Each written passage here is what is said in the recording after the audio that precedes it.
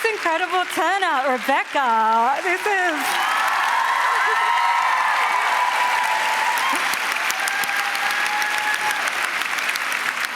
Now, hello everyone. Thank you for that round of applause. Makes me feel really good about myself.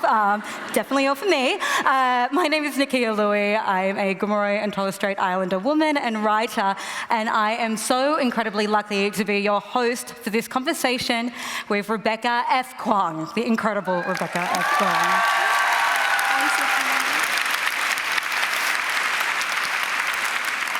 Now, before we begin, as a First Nations person, I would like to pay my respect to the spirit, the bravery and fight of Aboriginal people. I pay my respects to elders past and present whose fight, resistance and unceded sovereignty is why I get to be here on this stage today. I pay my respect to First Nations people all around the world. I'm saying this because we need to ensure that our acknowledgements of First Nations people aren't just that. Acknowledgements that without action and change become token and without value, a box-ticking exercise. Culture changes. Acknowledgements to country are a small act of resistance. Resistance is fight, and more than ever, we need to fight for equity to dismantle the powers that dehumanize us and our peers. Always was, always will be, solidarity for all First Nations people around the world.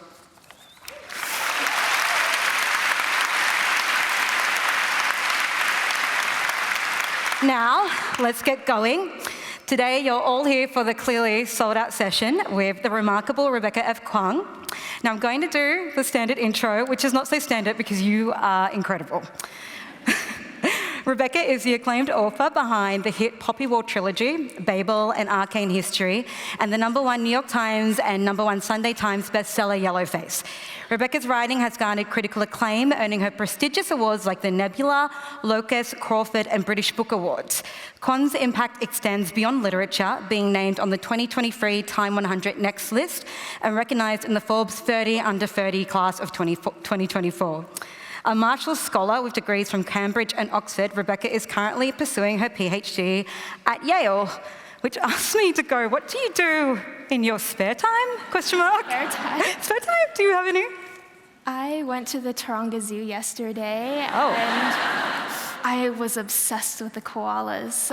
But I took so many photos, and I told my friends, all koalas do is sleep. I was at the zoo for hours, and I never saw an awake koala.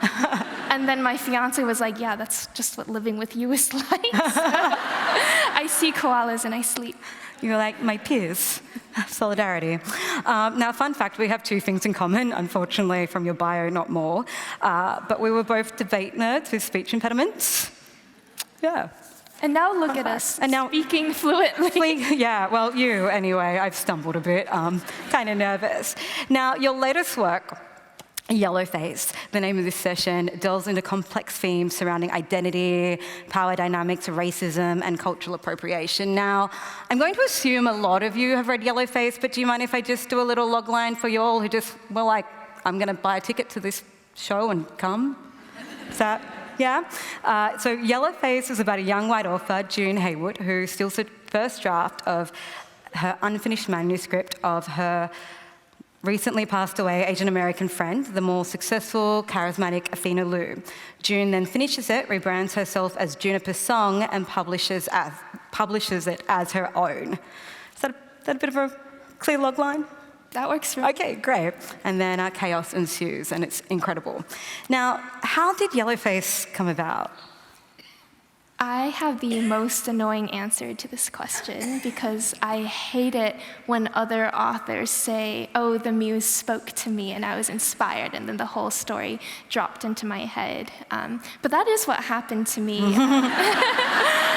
But this has never happened to me before with any of my other work. For the Poppy War trilogy and Babel, and especially for Catabasis, the fantasy novel I'm working on right now, the process was such a long period of gestation and brainstorming and writing a zero draft and cutting a lot of what didn't work and research and letting the story slowly come together, like I was uncovering it from stone. And with Yellowface, I can pinpoint the day the entire story appeared fully formed, beginning, middle, end in my head.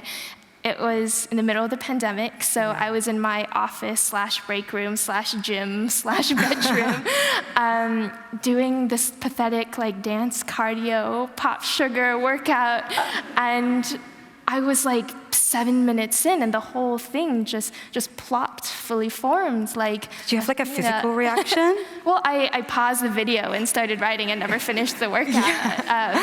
But it's partly why one of the main characters' names is Athena, because she famously springs fully grown from the head of Zeus, and I'm Zeus in this scenario. I love that. But yeah, I think even though it came fully formed like that, it obviously wasn't a moment of divine inspiration. It had clearly been brewing in my subconscious for a long time. And I think several things were going on. First of all, it was early 2021, so we had just had all the cultural conversations and promises and letdowns of late 2020. And it was also during lockdown, so I was incorrigibly, horribly, chronically online, and that's when I had the idea to write an internet novel, and now I hate the internet, and I will never write an internet novel again.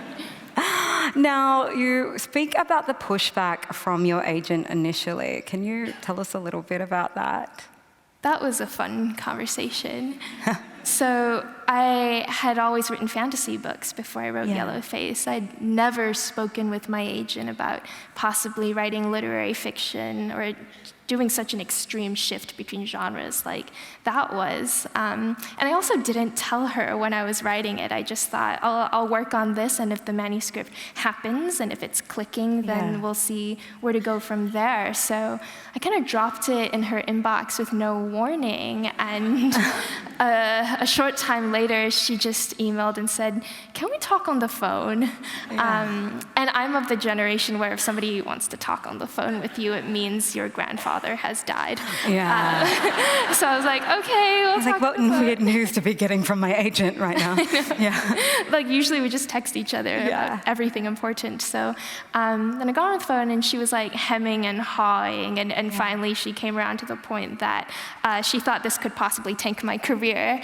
And well, the agent's job is to protect your career and to make sure you don't burn bridges with precisely the people you need to like you if you want to keep selling books. So that and they get I understand. I understand where she was coming from, but she also predominantly represents science fiction and fantasy and doesn't work in the litfic market very much. So I asked her if she would take the book to her colleagues for second reads, and she did. She really stuck her neck out on the line for me. She asked the head of her agency, Liza Dawson, to have a look, and Liza thought, oh, this might actually work. I can see a market for this. So she went ahead and took it out on submission because she believed in me, even if she didn't believe in the book. And I was right, and she's still my agent for that reason. So it was touch and go for a moment. She had almost convinced me to give up on the project, but really? I convinced her to try. And was it called Yellowface, or did it have a working title? That is a funny story. I am terrible at coming up with titles. I have not been allowed to name any of my books, except for The Dragon Republic, which is a fine title. But The Poppy War, it was called Spear's Vengeance the whole time I was working on it. And when I sent it out to agents, and Hannah, my agent, said, nobody knows who Spear is, so that doesn't work. And she came up with The Poppy War. Then for The Burning God, which is the last book in that trilogy, my working title was The Investiture of the Gods, which is the common English translation of a classic named the Fengshen Yanyi, which is the Chinese epic that I had pulled a lot of mythological elements from. So I thought, this is going to be a great reference. Nobody knows that. And also my editor asked me what the word investiture means, and I didn't know. So Hannah then came up with The Burning God, which I think is great. Then with Babel, my working title was Class 45.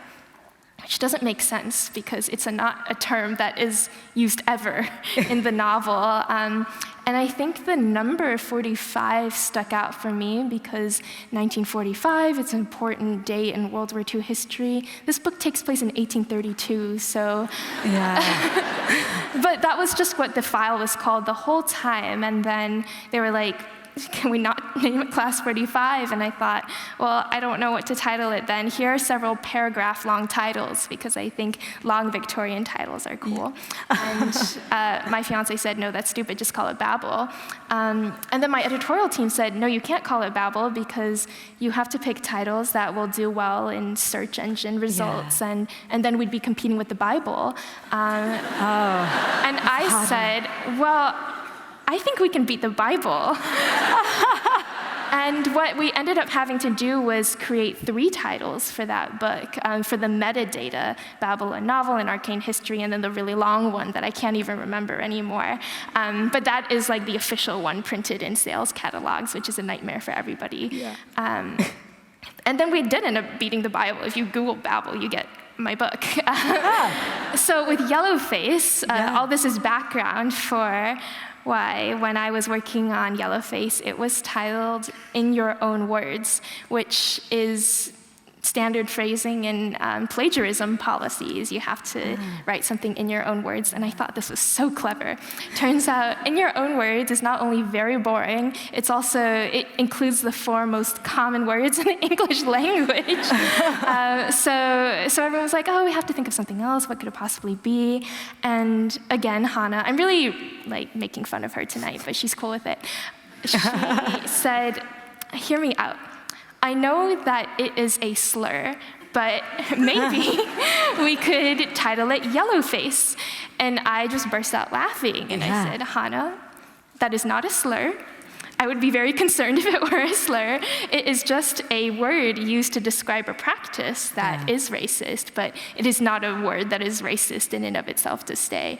But, oh gosh, all these people were so nervous about putting a slur on the title, but I convinced them it was okay, and that became the book. Okay, and can we clarify if Hannah's, is she a person of color or white? Oh, Hannah's white. Oh, wow, so she was really going out there on the limb. We've been through a lot together. Now, you research a lot for your novels, your books. With Yellowface, when I first started listening, I was so triggered, and I hate using that term because I feel like I'm so chronically online, but the voice of June just was so, I was like, I've met this woman. She's all around me, like, and then I binged it, and then I listened to it on audiobook, which was also fascinating because that voice, again, I was like, I've heard this white woman. What research did you do? Did you get like a white cultural consultant? Is it just existing in publishing? I do have some white friends. Yeah. They tell me things. Yeah. Actually, I do this thing called vocal training, or I call it vocal training, where every time I start writing in a new genre, I try to read as broadly around that genre as I can to pick up the rhythm of sentences, common vernacular and slang, and plot tropes. And I started doing this consciously when I was writing Babel because I wanted to do all this history in the early Victorian era, but I couldn't get the sound of the language right until I realized that rather than reading history books about the 1830s written in the 2020s, it would be more effective to read books written by authors who had lived through that period and who were talking in the diction of that period. So I binge read Charles Dickens, and that's why there's so much Dickens in that book. Yeah. But since this process helped me learn how to write like a Victorian, I figured if I'm going to write a psychological thriller, I should read a lot of Gillian Flynn. So I read Gone Girl, and then a lot of other thrillers that weirdly have girl in the title, like Girl on the Train, and just like lots of missing and murdered girls. And I was fascinated in this female protagonist's voice that popped up over and over again. And it's the voice specifically of Amy Dunn in Gone Girl. Yeah. This voice that is so nasty. She's judgmental, she's cruel, she's selfish. And she really sounds like the last person that you would go out to happy hour drinks with. But this voice is so common because we are kind of drawn to it. We find it very compelling, and we find it so fun to listen to, even if we would never want to hang out with somebody like that or to become like that ourselves, God forbid. So I was thinking, what is it about this bitchy, nasty voice that we like so much? Then I started doing a bit of reading into affect theory and aesthetics, and especially the work of this scholar named Sian Nai, who has this brilliant book called Ugly Feelings, where she is theorizing the kind of emotions that she labels as minor. So we're used to things like rage and passion and grief and elation, these big, noble, major feelings in our epics, but Nai is finding, especially in this particular late capitalist cultural moment, this pervasive circulation of minor affects, one of which is envy. And she has this great chapter in Ugly Feelings on the liberating potential of envy, and she wonders, why is it that envy always looks bad on the wearer? Envy is something that makes us ugly, that decreases our status, that makes us respect somebody less. And what is it specifically about female envy that is so repulsive? And this comes back to the question of voice, because Nai ends up reading envy in a way that is liberatory, that does find small pockets of resistance. Maybe we should pay more attention to why the person who is envious. What sorts of power imbalances does this speak to? So bringing this back to the question of the nasty woman, when the nasty woman is criticizing everybody and everything, what is she actually mad about? And I think she doesn't actually hate all other women, but she hates the roles that everybody is forced to perform, and she hates that hypocrisy. And I think that's why we find Amy Dunn refreshing, and I try to include some of that in how I write June. She's a hypocrite, yes, she's a flaming racist, yes, but she has this impatience for the hypocrisy and performance of everybody else, and that's why we like her nastiness. Yeah, there's something interesting within the relationship between Athena and June. As female friends, they seem like both quite lonely figures in a lot of ways. Question, this is totally off topic, but who would you rather have like a drink with, Athena or June? Neither. But probably June. Yeah. Because Athena's just annoying, but June's interesting. Yeah. I would just like keep buying her another round and say, now tell me what you think of Sally Rooney. Go off, queen. Yeah. I'd like to see my racism in front of me, as opposed to behind institutions. In speaking to that, so they both seem kind of like lonely. There's this interesting dynamic between the perfect victim and the model minority, and that changing between Athena and June. You've mentioned that you really love writing in characters that you find unlikable. Same. If your depression places you on a pedestal or in a gutter, so often our narratives revolve, especially if you're a marginal writer, around having to, I guess, either justify your trauma or be measured by your success. So what was it like to live with June? Would you ever do what she would do? I loved writing June. It was just endless fun. With all of my other books, drafting has been such a long, painful process, and I'd always be second-guessing myself and trying to nail the voice, and June came to me immediately. And I do get the question pretty often, what is it like to write a character that's so unlikable? Is it difficult? It's actually really easy to make the unlikable character a compulsive voice to follow, because importantly, the goal you're trying to accomplish at every stage, every line you write, is not to impress your reader with the ethics of your characters, but just to keep them interested, right? So a character does not have to be morally good. They just have to be interesting. They just have to have that mix of good and bad elements, and more importantly, a drive, some forward momentum, so that the reader is glued to the page, even if they just want to see the train wreck unfold in slow motion. And I think think actually a character who's a goody two-shoes, who always makes the right decision, who's never tempted, is incredibly boring to read because they're predictable and there's nothing at stake. We'd rather see somebody get corrupted or see somebody who's corrupted from the get-go, because at every point, every decision, you're wondering, well, what are they going to do next? So I would much rather write the perspective of somebody like June than from somebody who doesn't watch their friend choke on a pancake and steal their manuscript, I guess. Yeah, and then does... that's a short story. Yeah, right? yeah, here's a manuscript. She died and it was over and the book was never published. Yeah, it's just called Face, so yeah. Now, the cultural appropriation is a huge part of the narrative engine of Yellowface. The questions of who gets to tell a story, who doesn't, are questions that are being asked within the publishing industry. How do you see that play out?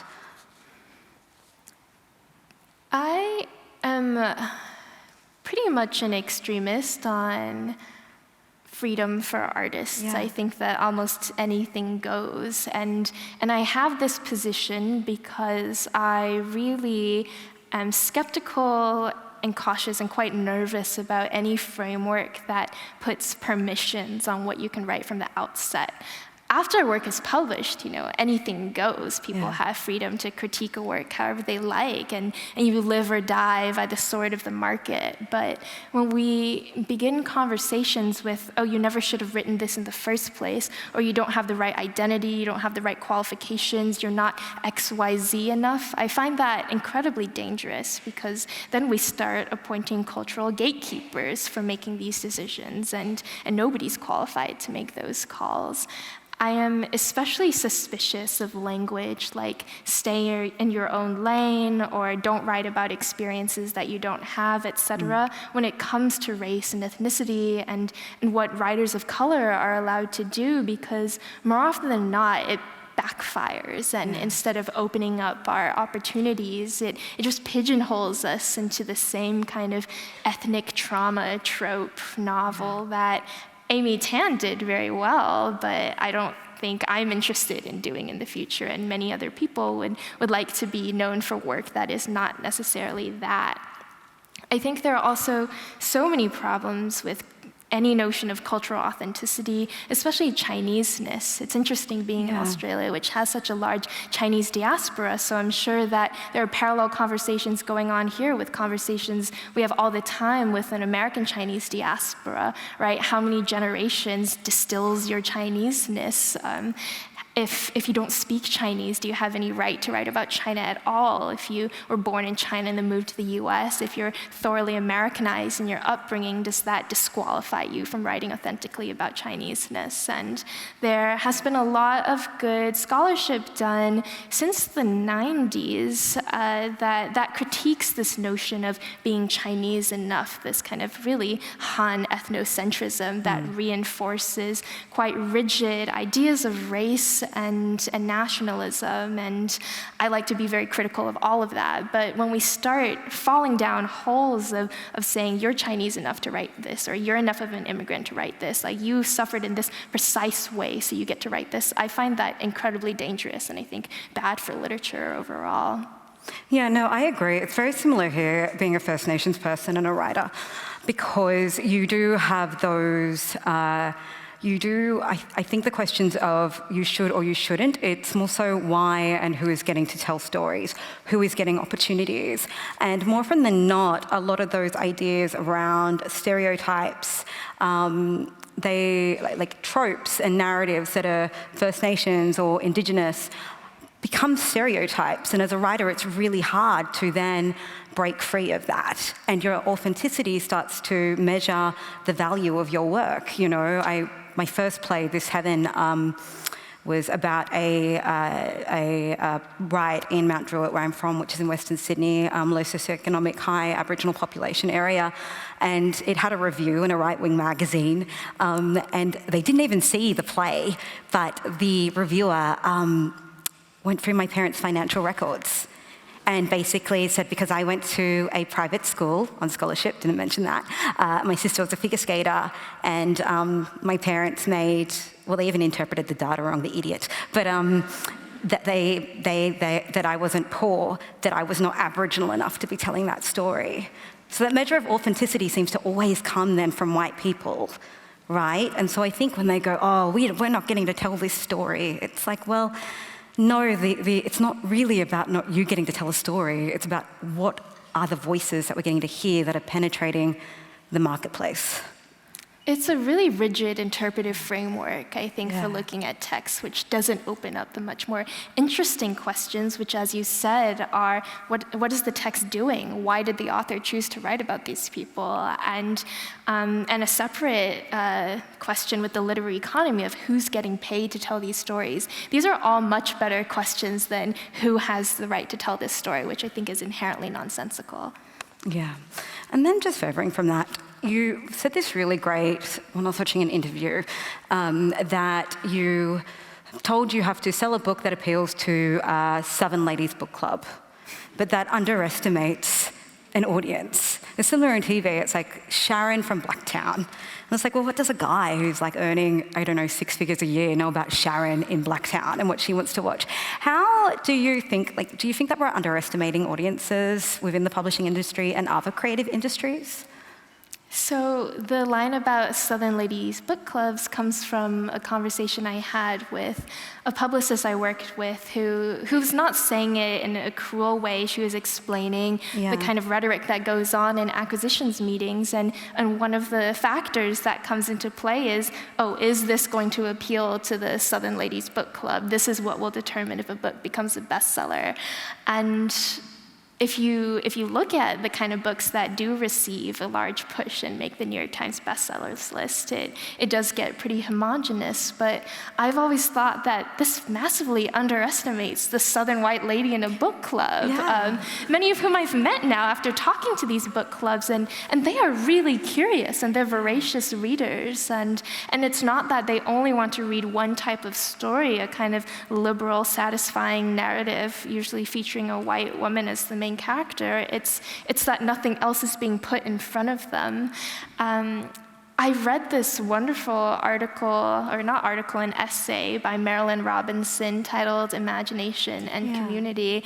Actually, while I was on the plane over here, I was reading a lot because it was such a long plane ride. It's a while. And she articulated this better than I ever have before. I've had a lot of writing students ask me, oh, should I write to the market? Like, if the market only wants one particular type of narrative, am I killing my chances at publication if I don't write something that, again, appeals to the Southern white lady in the book club? And Marilyn Robinson's argument is that to acknowledge these external factors, or really your imagination of what somebody else wants, is really a form of condescension. It's condescending to yourself. It's condescending to the reader who you have already decided to disrespect with the assumption that I need to write something that caters to you. I need to dumb this down or write to the lowest common denominator. And it's condescension to the art of literature itself. And if we decide not to write at the height of our powers, to write about the questions that interest us the most and the stories that we feel like need to be told, then we're all just participating in this collective impoverishment of literature. So I feel quite strongly that you should just write whatever you want, and that publishing should get better at just figuring out how to get that in front of Betsy from South Carolina, who's probably going to be thrilled at having something new to read. Yeah, he's probably talking to Sharon from Blacktown right now and Marvel Snap. But I think that's incredibly interesting in speaking to, we really underestimate people's capacity for empathy. So not just being condescending to literature, but being condescending to the people who are out there, who are capable of making change and voting. So I think in terms of then that storytelling culture, what do you think the role is of a storyteller in speaking to cultural change? I don't know that it's something that can be programmed or done quite deliberately.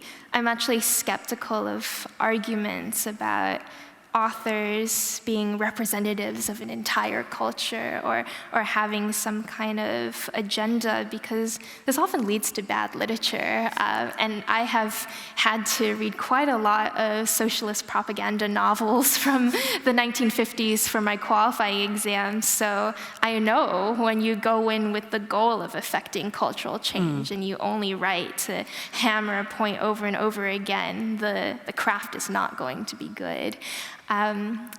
Just from a more theoretical perspective as well, I just finished this monograph by David Palumbo Liu called The Deliverance of Others that really meditates on what is it about literature that we think can change people's minds or spark empathy or make us care more about otherness. And he's thinking of novels as empathy deliverance machines that can transmute affect and really make us learn to see difference. And he's quite skeptical as well, because while on the one hand we have this liberal idealist version of the novel as something that makes us see the other clearly and learn more about them and become more empathetic to them, oftentimes the structure needs to be there already. You already need to be primed to see somebody as human, otherwise you're not going to read the literature about them, or you're not going to interpret it in a charitable way. So I think the artist's goal is just to tell a good story, and it's just to pursue truth in whatever way we define it. When I write a novel, I'm not thinking,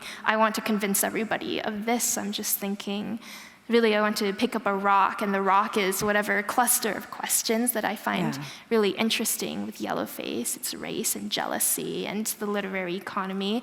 And I'm just picking up the rock to see all the cool stuff on the bottom, the moss and the crevices and the fungus and the creatures. And I've told here there are spiders that can kill you in 15 seconds, so hopefully I'm not finding those, but I think the novelist needs to dig in and see what we find about all the infinite ways that humans interact with each other. And to simplify it as novelists are cultural educators, I think really does a disservice to our craft. Yeah, I was really, really fascinated with the way that Yellowface interrogated whiteness in a way that I haven't seen before. It was incredibly loud. I loved, as I said, I loved it because I was like, this is so smart, and a really smart, talented person is saying it, so it must be true. How do you perceive sometimes, though, June's racism being excused at times as stupidity? That despite her flaws and unreliability as a narrator, her actions are kind of labelled as ignorant, which quite often is used as an excuse for racism, right? It's just ignorance. Do you think that kind of, I guess in terms of making those choices, did that undermine the complexity of the racial dynamics that perpetuate and normalize white supremacy? I think that June sometimes comes off as ignorant, but she knows exactly what she's doing. She understands very precisely the dynamics of power and cultural capital in every situation she's in, and she's thinking about how to use that to her advantage. In general, I think whiteness and racism has a lot less to do with a feigned ignorance and more about a very calculated, a move that is so calculated and habitual that it becomes unconscious, this move to accrue political, material, and cultural capital to oneself, and we're just all so used to it. We don't think about it in such terms, but I'll give you a very clear example of what I mean when I say this game of capital.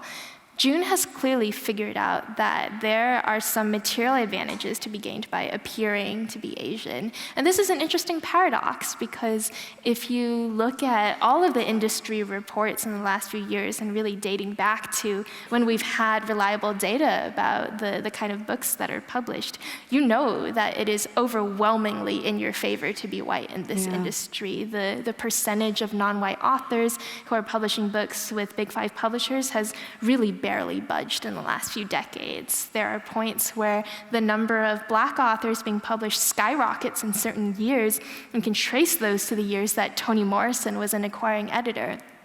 So just from the hard fact numbers alone, we know that it's in your advantage to be white if you're trying to get published.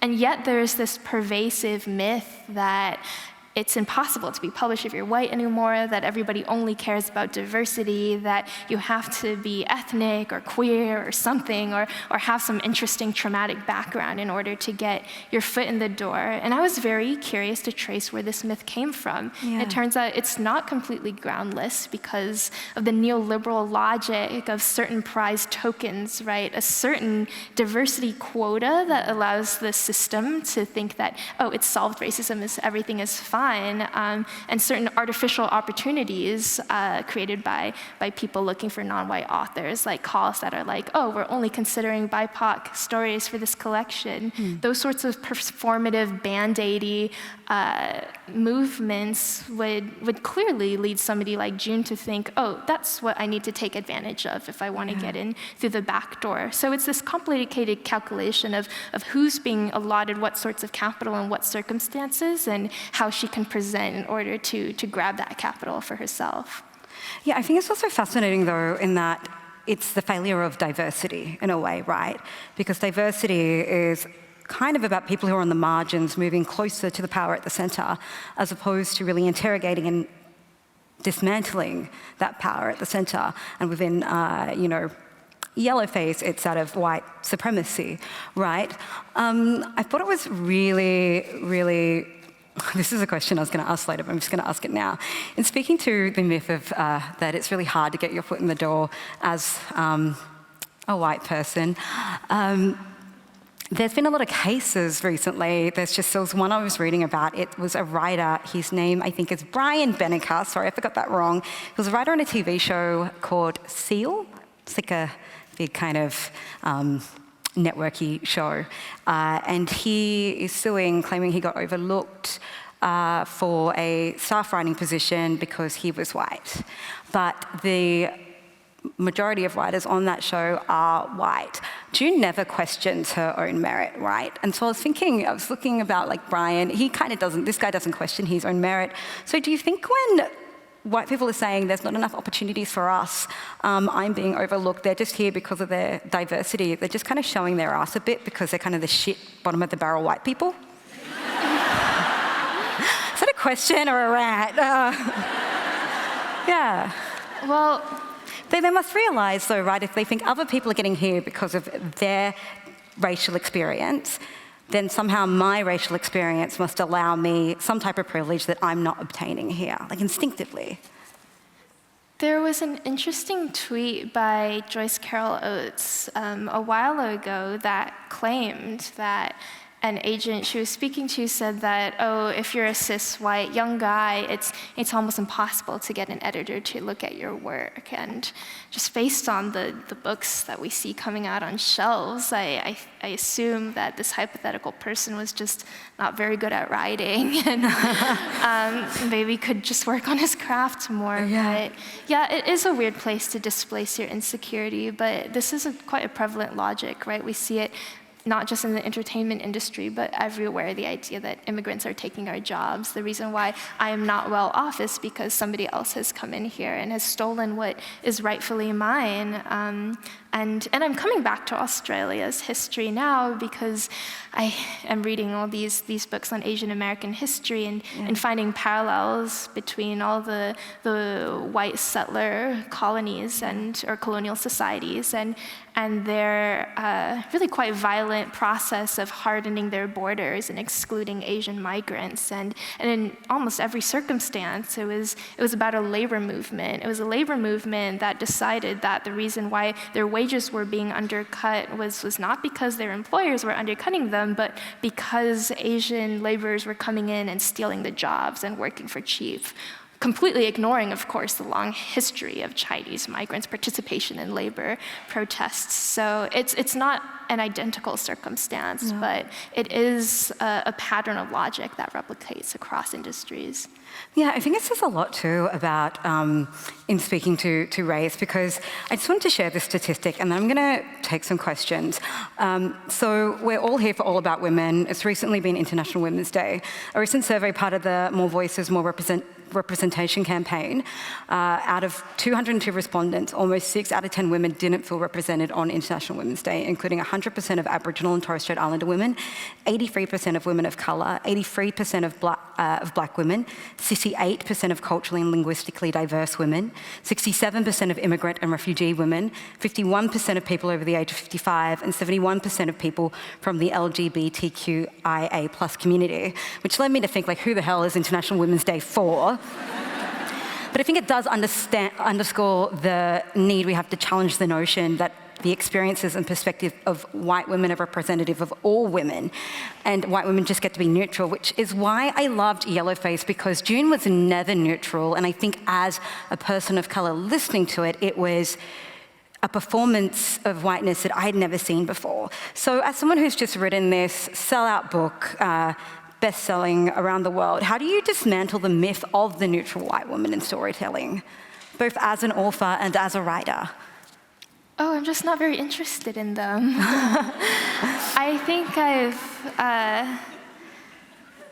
I'm curious about this body of literature written by Asian writers that feature white protagonists. And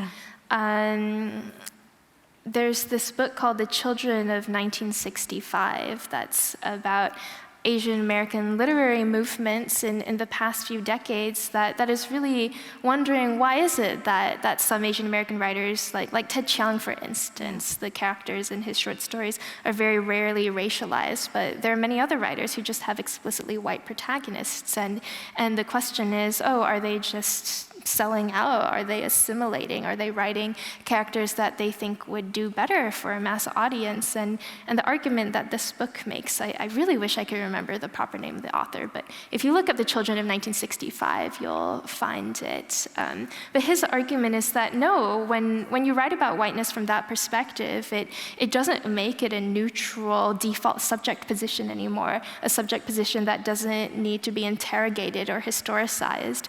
The way that these writers are writing about their white protagonists means that they have quite an acute awareness of their racialization and how they move through the world, how their encounters are different for somebody who might not be. And that's what I think about when I write June. I don't think, it's completely natural and kind of unconscious to make my point of view character this person, and then we don't have to ask questions about race anymore. We're just used to seeing her at the forefront of things. Her whiteness and the way that she leverages that against the world is central to the story. So it is really not a question of neutral white women as it is of dismantling the neutral white protagonist. Yeah, no, I love that answer. Now, Stephen King tweeted about Yellowface, and we were both fangirling around about Stephen King backstage.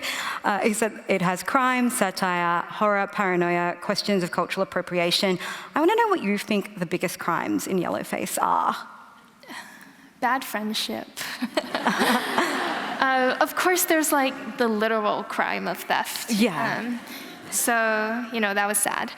But something that I don't get to talk about enough with Yellowface is how it's actually about just a really fraught relationship between two girls. And female friendships is a theme that I've enjoyed working with forever. And just at this present moment, I'm doing a deep dive on Sylvia Plath and have been in the Sylvia Plath deep dive since January, which is very irritating for my fiance because I keep saying stuff like, Sylvia went to dance lessons at the Fred Astaire dance studio, so I think we should. And he's like, enough about Sylvia. But I'm so interested in her biography. There's this fantastic Plath biography by Heather, I'm forgetting her last name, Heather Clark, called Red Comet. Yeah. And something that she notices is that Sylvia was terrible at female friendships. She had some female friends, but even from a young age, her mother would observe that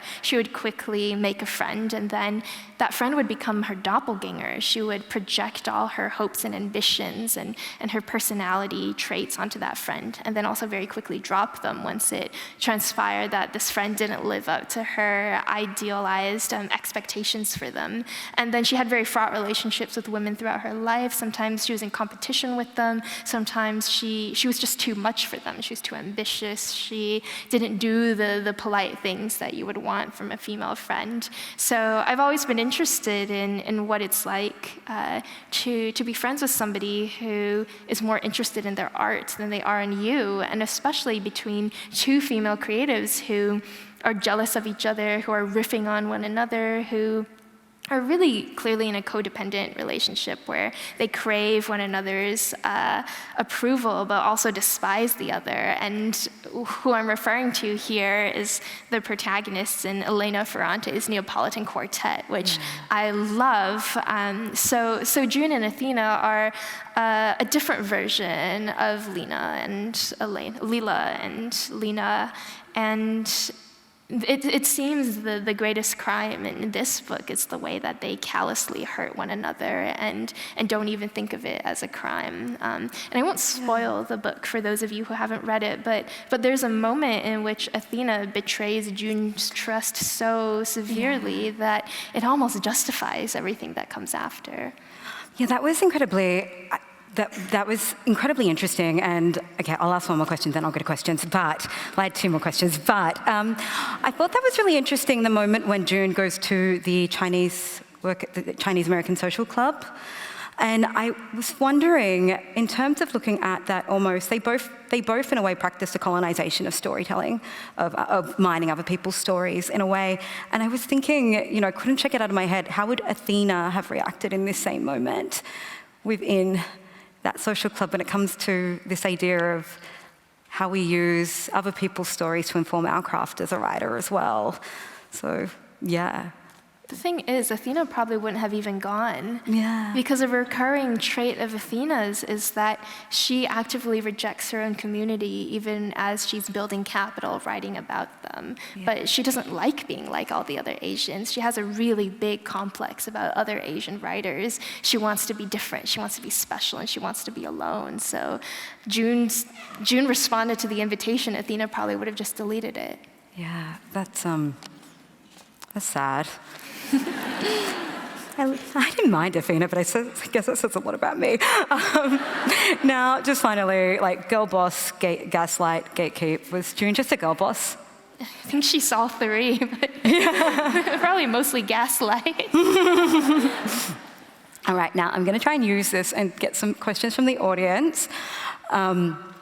Okay, so who are some of your favorite authors or writers that inspire you?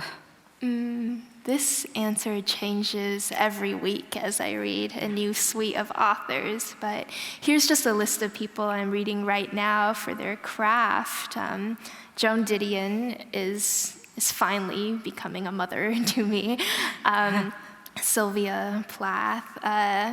Jorge Luis Borges is such an inspiration for this next fantasy novel, in that he's so annoying and just happy to test your patience, so he's teaching me how to annoy similarly.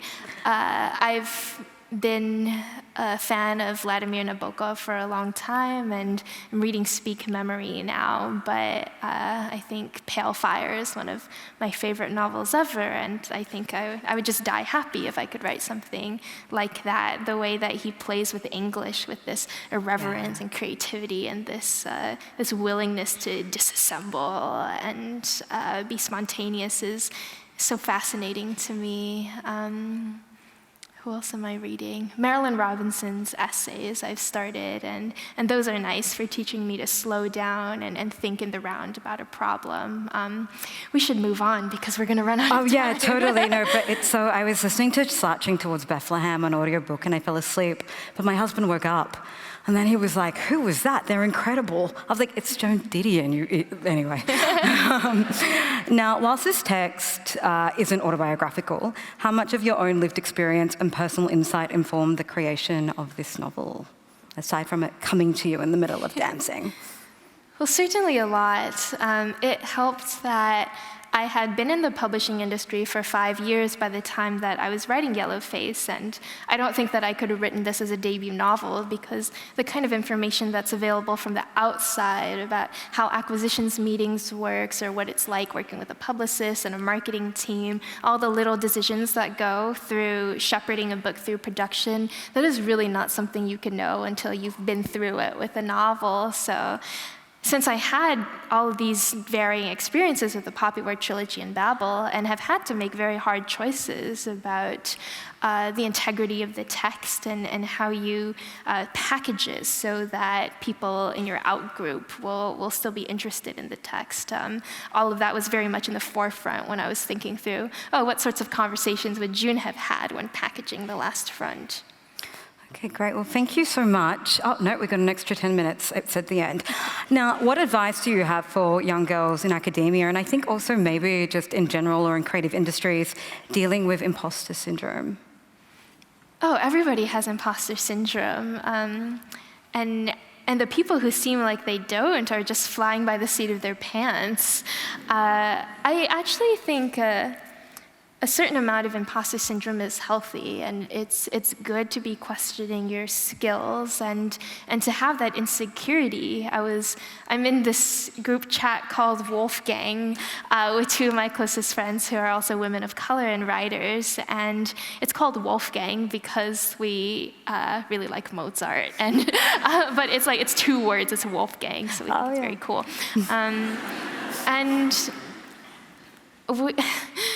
The kinds of messages we send each other often take the form of go off queen, yes, but there'll be responses to things like, I think insecurity is healthy, or I think self-care is overrated, and we just enable each other with our bad takes. But we had this long conversation about how it's very bad for you to be pleased with your work and your writing. And of course, we always just launch over to the extreme opposite end of the pendulum, where we're I know, I hate everything I've ever written, I can't believe I put this filth out into the world, I hate my skills, there's such a, I'm petrified by the gap between what I want to express and what I want to put out there.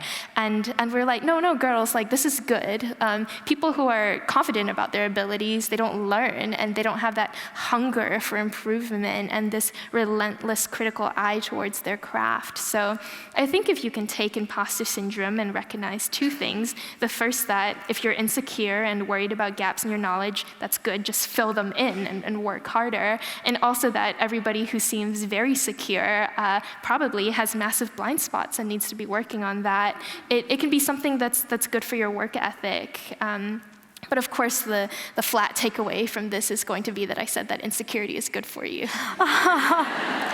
I think it is. I think if we all felt a little bit worse about ourselves, we'd get more things. I don't know. Don't quote me on that. I am fueled by anxiety and a lack of self-worth, and I don't know. If I hated myself, Same. if I loved myself, I might not be here today. So that anxiety is self-care. Yeah. I love that. Now, a lot of people have liked this question, so I feel I should ask it. I think this is being a really bad moderator, actually, because I don't really like the language in this question. But for Rebecca, in your opinion, where does the celebration of culture end? You really dislike that term, and appropriation begin? Again, it's impossible to make these hard external, preliminary judgments about this counts as cultural appropriation, this doesn't, because everything is so particular in its production and its intent. So I don't think it's a helpful question, actually, to ask, is this cultural appropriation? It's much more helpful to ask, who made this? Who's benefiting from this? How are they going about it? What do we feel about the text? How does the text operate, et cetera? And that demands close reading and really an approach of cultural sociology that requires more patience and detail and ability to sit with nuance than the framework that rewards easy, bright lines.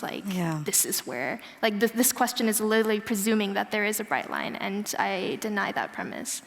So can we just stop using celebration of culture? It's very condescending, I find. Like, I don't like it. It's like, I'm going to tolerate you. It's like kind of up there. I'm just celebrating you. No one else is.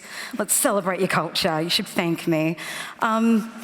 Now, what advantage do you think you have as an academic scholar compared to other writers? I feel like I should get my pen out for this. I actually think I'm constantly at a disadvantage. The biggest problem being that I just don't have time. Yeah. And I find it increasingly difficult to balance doing PhD work and teaching and writing my manuscripts on the side. And I think at some point something's got to give. But right now it's like my delusional era. And I'm convincing myself that if I just run fast enough that I can beat the distance to zero.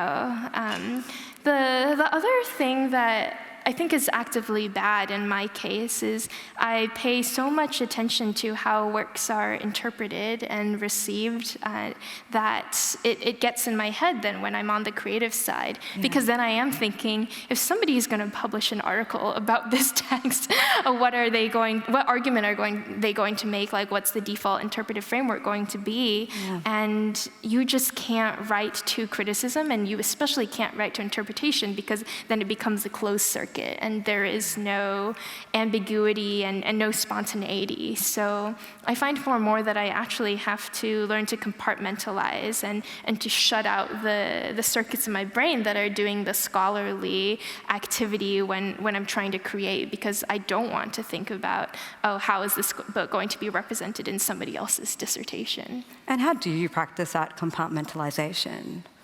Of being delusional.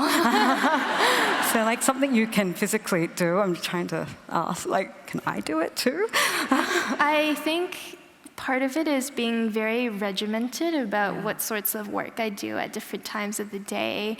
I have the most energy in the morning, so I try to stick to a strict writing schedule of just writing before noon. And then after that, I can switch to the easier tasks of reading and annotating, which is more of a passive activity that you don't need to give as much of yourself for. So maybe I just know, like, if it's 2 p.m., then it's scholarly Becky. And if it's 9 a.m., then it's writerly Becky. I like that.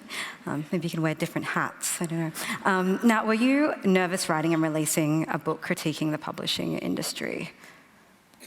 I think if I was ever nervous releasing a book, it was with The Poppy War, which was my debut. And I was also quite young and completely unprepared for what it feels like when you put so much of yourself into a text and then it goes out there and then everybody's free to respond to it however they like. And some people are incredibly kind and some people are incredibly not. Yeah. And having this happen to me at 21 and having a few weeks where I felt like I was constantly being exposed to a live wire, I do think was good for me, because it toughened me for everything that came after. Ever since, I've been quite blasé about the production and launch process of every work afterwards. I think after the first year, I stopped caring about reviews, and then after the second year, I stopped caring about any external feedback at all. So putting Yellowface out there was just like, this is your problem now, but I'm going to Scotland to pet some hairy cows. That sounds delightful. Can you tell us a little bit about the cover for Yellowface and how that came about? I wish I could take credit for the cover. I can't. I can only retroactively explain a lot of logic behind its composition that was not what motivated it, but just how I interpret it. What happened was that everybody was in such distress about the cover because they wanted something that was punchy and attention-grabbing, but they also didn't want to just slap racist imagery on the book. So they found it very hard to walk the bright line between something that was boring and something that was controversial, because there's such thing as being too controversial. You can attract all the wrong sorts of attention. So they showed me all this stuff, and we had like ridiculous conversations where at some point somebody was like, what if we put a cat on the back? Like, you know, the sort of wavy cat in Chinese restaurants. And I said, I do love those cats, but they're not in the books, so why are we talking about this? And they said, oh, well, you know, they're Asian, and so it'd be kind of racist. And I was like, we need to think a bit harder. And finally, they came back with the eyes, which I really would have loved to be in the room when they came up with that, but I really don't know how they arrived at it. But I love it because it's taking this very fraught trope in representations of Asian across all sorts of media, the slant eyes, the almond eyes, the eyes without second eyelid or whatever that, the epicanthic fold, I think it's called. And it's taking that and making it the single defining feature against a wash of yellow. So all other individual traits are completely erased. You don't see anything except for this very basic and irresponsible racial label. And I think it's a good metaphor for how such strict identity categories, when they're commodified and institutionalized, really erase and obliterate nuance of identity. So that's my reasoning for it. I wish I could say it played any part at all in the cover design process. I think it was Benjamin Law, shout out to Benjamin Law, who described it as a bit of like a Rorschach test for racism, I suppose. Now, before we end the session, I would just love to ask, what is next for you? What do you have in the works? Next, I'm getting married, so I'm going on my honeymoon and not answering any emails over the summer, but then I'll come back and finish edits on Catabasis, which is my next fantasy novel, which comes out in 2025, I think in May. So very excited to come back to fantasy after such a long, weird trip in the world of literary fiction. Why are you excited to go back to it? What is it that you love about fantasy? Oh, you can just get really weird and not explain yourself. And I mean, to explain part of this book, or like what reading this book will feel like, my agent read it. Her husband is a math professor, and they both Zoomed me and said, "You need to learn about hyperbolic geometry. We think that this book does not take place in Euclidean space." Now, you must learn what negative curvature is. And this was immensely distressing for me because I thought I was done with math in high school. And then I ended up watching all these YouTube videos trying to conceptualize hyperbolic space, and it, like, similarly to when people try to explain Heidegger to me, I was on the verge of spontaneously weeping the whole time. But now they're in hyperbolic space, and this solves a lot of world-building questions, actually, like how they get between places that look very far away. But yeah, that's not something I had to do for Yellowface. Should give a call to Elon Musk. He might need your help and expertise now. No, I just have to say thank you for such a wonderful book. You'll be signing books? That's what they tell me. Yeah. Rebecca will be signing books. Thank you. A big round of applause. Thank you so much for your time.